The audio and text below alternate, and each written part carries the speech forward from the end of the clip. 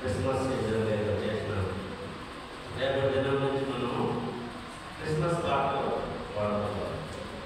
Advent మొదలైంది కాబట్టి ఈ ఉదయకాలం చివరి ఆధారంలో ఈ చదవబడిన లేఖన భాగాలన్నింటిలో మనం చూస్తే ఈ భాగం ఏముందంటే మన అంశం వచ్చేసి శ్రమ వలన బహుమానం, శ్రమ పడటం వలన బహుమానం పొందుతుంటాం. 3 పాఠాలలో శ్రమ గురించి, లేదంటే ఆ పని చేయడం గురించి, దేవునికి లోపడడం గురించి అనే అంశాలు మనము చూడగలుగుతాం.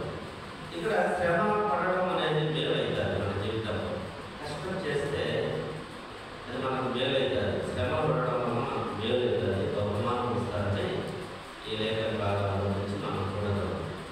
ఎందుకు అంటే 119వ కీర్తన 71వ వచనంలో నేను నీ కట్టడలు నేర్చుకున్నట్టు శ్రమ నుండి విడుట నాకు మేలాయను.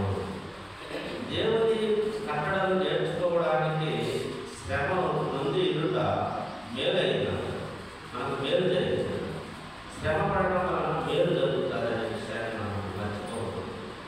ఇంకొక మాట కూడా ఉంది. సామెతల గ్రంథం 14వ అధ్యాయం 23వ వచనం చూస్తే ఏ కష్టం చేసినను లాభమే కలుగును, గట్టి మాటలు లేమికి కారణం. ఏ కష్టం చేసినా లాభమే కలుగుతుంది. గట్టి మాటలు కరువు అంటే లేమితనానికి, ఏమి లేమితనానికి కారణమవుతారు. ఏ కష్టం చేసినా కూడా మేలే కలుగుతుంది. దేవుడు మనం ఆశీర్వదించేవాడు అనే విషయాన్ని మనము మర్చిపోకూడదు. కాబట్టి దేవుని ప్రియ సంగమా మనం జ్ఞాపకం చేసుకోవాలా, మనము కష్టపడము, దేవుని కోసం శ్రమలు అనుభవించడము మనకు ఆశీర్వాదకరమైన విషయాన్ని మనం మర్చిపోకూడదు. అలాగే రోమీయులకు రాసిన పత్రిక అపోస్తలుడైన పౌలు 8వ అధ్యాయం 18వ వచనం చూస్తే మన ఎడల ప్రత్యక్షము కాబో మహిమ ఎదుట ఇప్పటి కాలపు శ్రమలు ఎన్నదగినవి కావని ఎంచుచున్నాము. ఇప్పటి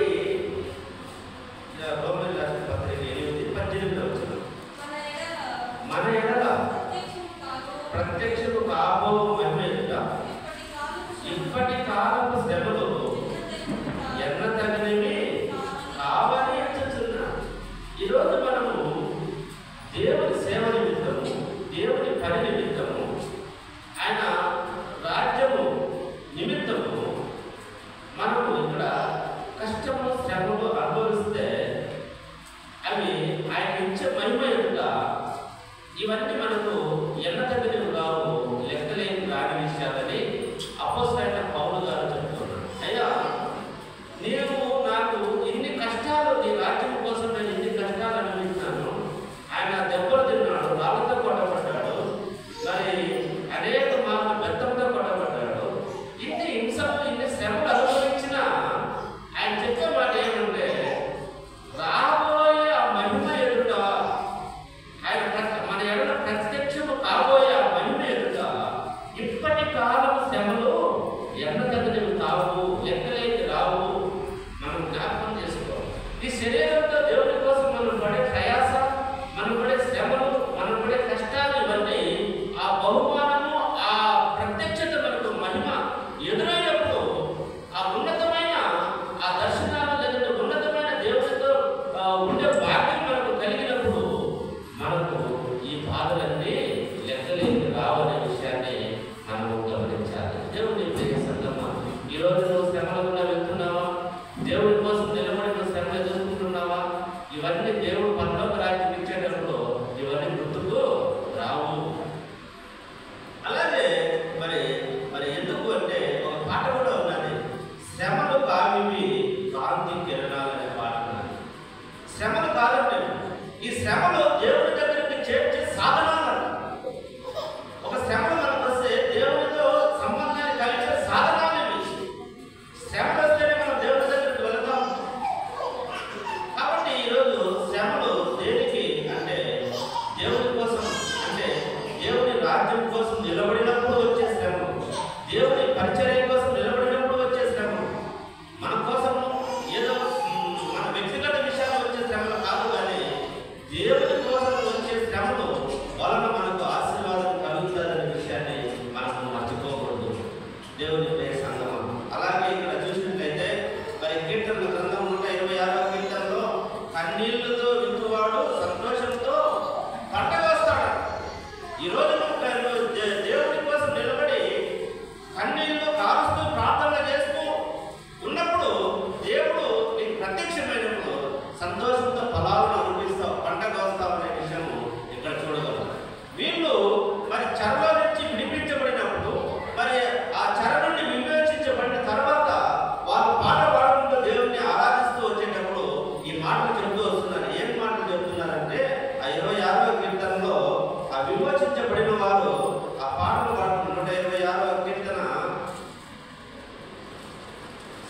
సియోనుకు తిరిగి వచ్చిన వారు యెహోవా చెరలో నుండి రప్పించినప్పుడు మనం కలకరిన వారు నుండి మన నోటి నిండా నవ్వును, మన నాలుక ఆనందగానంతో నిండిను.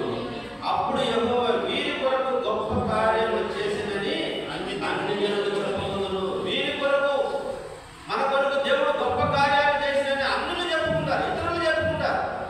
ఈరోజు మనం దేవుడిని నమ్ముకున్న తర్వాత మరి పాప బంధకాల నుండి ఆ చెర నుండి విడిపించబడినప్పుడు మన కుటుంబంలో మనకు సంతోషం, సమాధానం, ఆనందం ఉంటుంది. వారు భౌతికంగా చెర నుండి విడిపింపబడినారు. ఈరోజు మనము సాధారణ చెరలో, బంధకాలలో ఉన్నాం. వాళ్ళని మనం విడిపించడానికి ఆ విడిపింపబడిన సమయంలో మనకు ఆనందం కలుగుతుంది, సంతోషం కలుగుతుంది. అవునా కదా?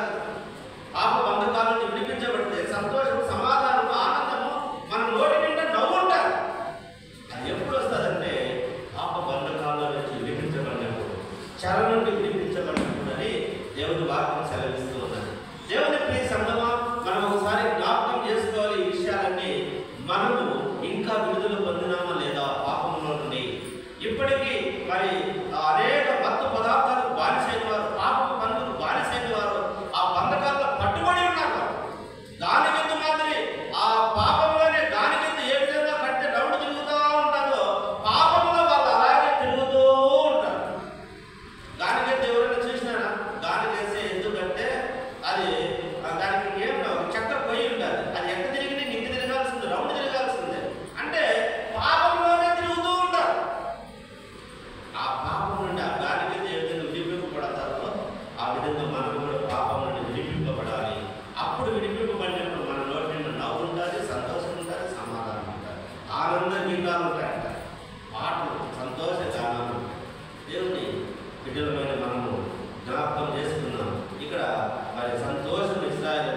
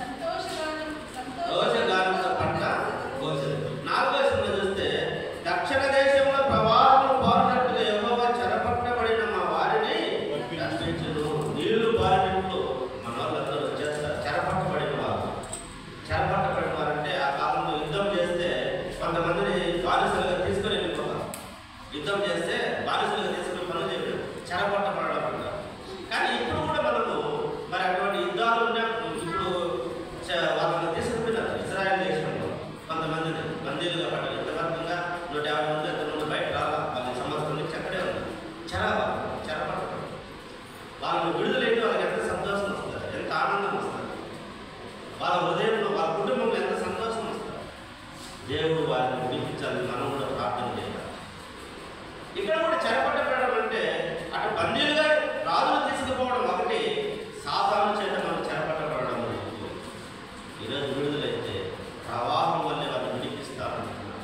ఈరోజు అనేక మంది ప్రవాహం వల్ల విడిపించబడతారు. చెర నుండి, పాపం నుండి. పేతురు ఒకసారి ప్రసంగం చేస్తే ఎంతమంది? 3000 మంది, ఒకసారి 5000 మంది. వాళ్ళంతా ఎవరు? దేవుని మాటలు విని నొప్పింపబడి పాపాలు ఒప్పుకొని పరిశుద్ధతలోకి వచ్చిన వారు, ప్రవాహం వల్ల వచ్చేసినారు.